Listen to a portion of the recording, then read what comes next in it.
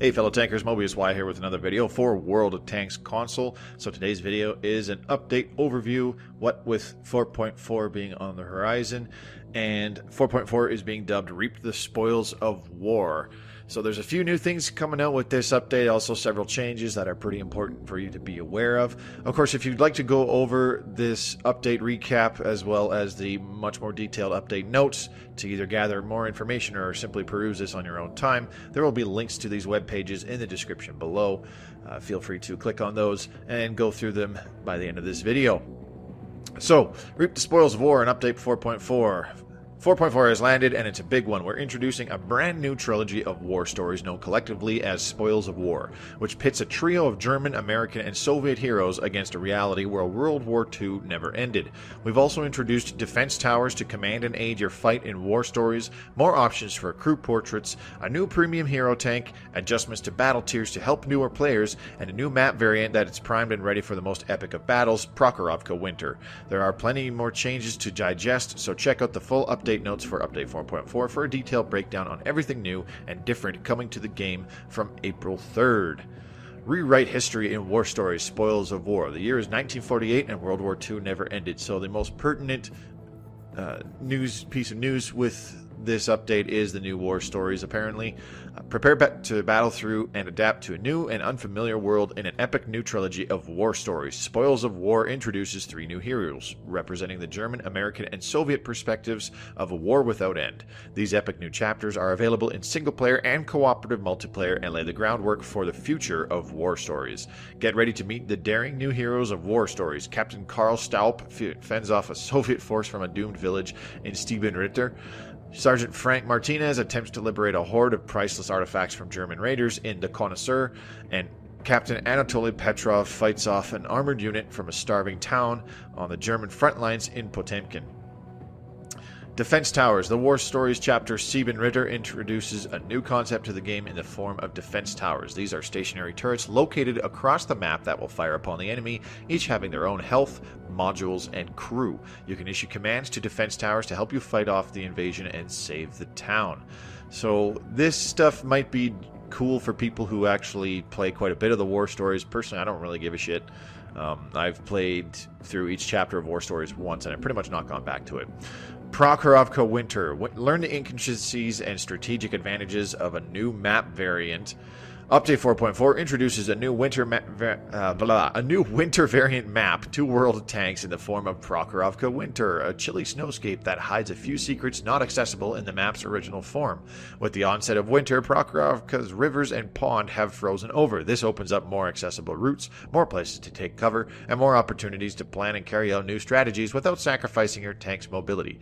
And this is seen in Battle Tier 4+. The camo type on your tank will be the winter type, and it includes standard, team destruction, and encounter game modes. The following maps have temporarily been removed due to game size limitations, but will be added back in rotation at a later date. Redshire 1944, which was an awesome addition in one of the more previous updates.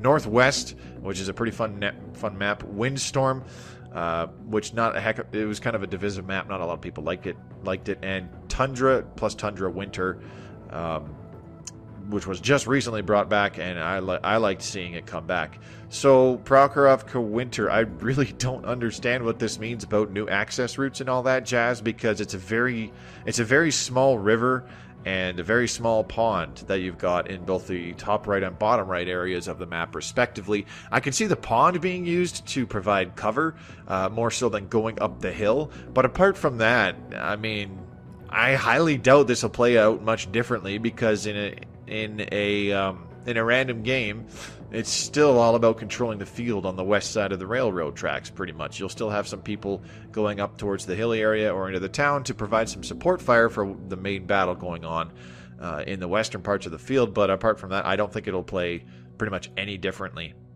So I'm not really sure what the what the big deal is about this. Anyways, new premium hero tank, Scourge Kirovets 1, available until May 1st. To become the bane of the battlefield, the Scourge Kirovets 1 is here, and it has its sights set on a total conquest of the battlefield. Outfox your opponents with great mobility, or prime this war machine for direct attacks with the backing of excellent turret armor. Ready your defenses, or give in to the Soviet assailants' cause in brand new bundles, available for a limited time only. So here we've basically got a pseudo-based bundle where it's got the tank, it's 7 days of premium, 25 times 3 XP boosts, and the garage slot for a little over 15,000 gold. Sounds a little bit expensive to me. There hopefully would be other perks with the tank to getting it, such as preferential matchmaking to better explain the cost, I should say. So yeah, a new premium tank. Whatever. Crew portraits, more customization options than you can shake a turret at. In addition to the existing crew portraits, more options have been added with update 4.4. You can now use additional national crew portraits to truly make your tank and your crew your own. New common crew portraits are also available and can be used with any nation, so go wild. New portraits are only available through crew customization, so they will not appear with a new crew that you recruit. And there's a bunch of pictures of what the new crew portraits look like. Some of them, in my opinion, look a little goofy. But, I mean, you know, more customization is never something to complain about. They've added a whole slew of new American portraits. There's a few Chinese and French and Japanese crew portraits, which is pretty nice as well. And a few new UK crew portraits. Battle tiers. These were adjusted to help new players. Battles can take place in 11 possible battle tiers, not to be confused with vehicle tiers, which range from 1 to 10. Each vehicle, depending on a number of factors, including its performance and vehicle tier, will fall in a certain range of battle tiers to fight in. While the garage doesn't display battle tiers, you can see the maximum vehicle tier your selected vehicle will meet in battle. Excuse me. With update 4.4, we've made adjustments to battle tiers and when maps and game modes become available to improve the learning and playing experience for newer players. Maps and game modes will be rolled out gradually as players progress in the game, with all maps becoming available at Battle Tier 7. This will give players more time to focus on learning how to handle the vehicles and less time trying to learn about a large amount of maps. This is fantastic. I have been a huge proponent of just, you know, subtle changes to within the game's kind of mechanics to help out new players. Not necessarily, you know, the in-game mechanics themselves, such as, you know, shooting and penetration and damage and all that jazz. But, you know, behind the scenes things so that, you know, new players who are just starting at Tier 1 only see like 1 or 2 maps, which harkens back to when I started playing this game in February 2014.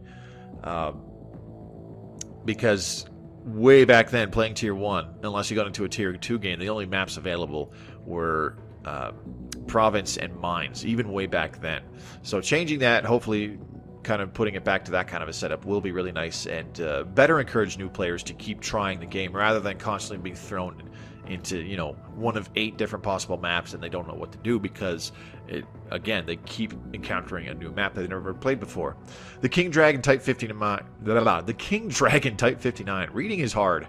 This Regal Tier 8 medium tank, the King Dragon Type 59, has been buffed with update 4.4. This Crimson Monsters gun has been given a fiery upgrade to a modified version of the 105mm L7A1, and it is the 105mm L7C, and packs a devastating 390 average damage. Not only that, but we've reworked additional gun stats to give it better penetration and accuracy. So it's basically a clone of the top gun that you'll get on like the Centurion 7-1 or the Centurion Action X or the Leopard 1 or like the Leopard PTA, you know, that kind of stuff. The more higher tier Western style guns, 105mm L7s. Visually, the gun will remain the same to preserve the special Dragon barrel. The new gun will come with a stock loadout of ammunition with 50 rounds of premium ammunition in the depot. Silver will be refunded for all ammunition left on the old gun. If you already own the King Dragon, you will be upgraded to the new version after updating the game client. So after kicking previous Type 59 owners in the nuts by releasing a better version for a higher cost, and with a fancy paint job and all that jazz, Wargaming Chicago Baltimore decided we need to have this differentiate far more from the original Type 59. I guess that's cool. It gives better incentive to buy the damn thing, even if you already own an old Type 59, which has a 100mm gun and maintains preferential matchmaking and all that jazz. This will also make it more competitive in Tier 10 games for the King Dragon, which is okay. Kind of indifferent to that change, personally. Base capture revamp.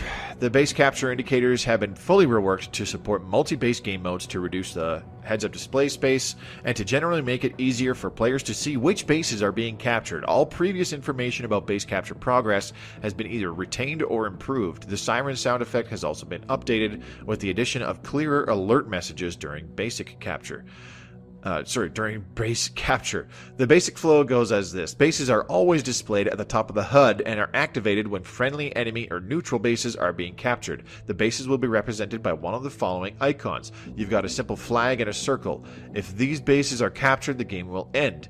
You've got a circle with a letter in it, used for multi-base assault mode to distinguish between the bases. You've also got a circle with a star in it, used for secondary bases. These are displayed in war stories and PvE modes for bases that can be captured, but will not end the game if they are. So this is largely just for things like Proving Grounds and War Stories. The icons and circle color depend on the color of your team. The friendly base will always be the base on the left, with the enemy's base on the right. If the base is neutral, it will be in the middle. The following colors are used as base capture indicators. The red color indicates the enemy base, and it will be purple if you are using colorblind mode to represent the enemy base. The green is always a friendly base, and white is always a neutral base. When the base is being captured, the indicators will go from their inactive state to their active state, where they become animated, provide capture information, and display an accompanying alert message in relation to what is happening. So in the inactive state, this is what the bases will look like. The little icons will look like near the top of the heads-up display. They'll just be the normal green and red icons, or green and purple if you use colorblind mode.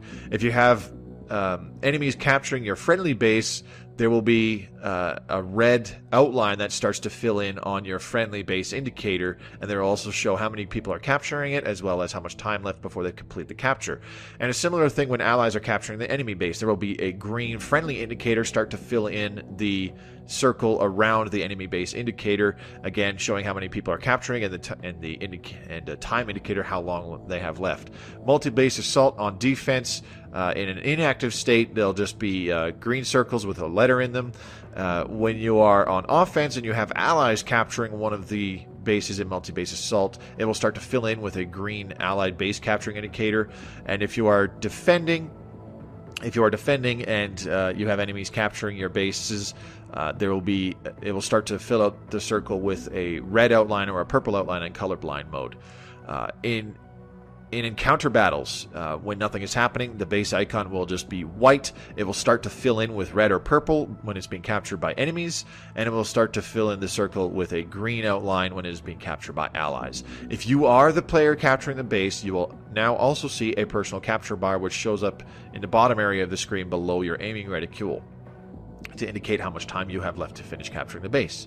There are many more changes included in Update 4.4. Have a look at the full update notes to see what's new in the latest version of World of Tanks. So these update notes will be linked in the description below. They go through a lot more than what this little update recap covers, so be sure to read it on your own time.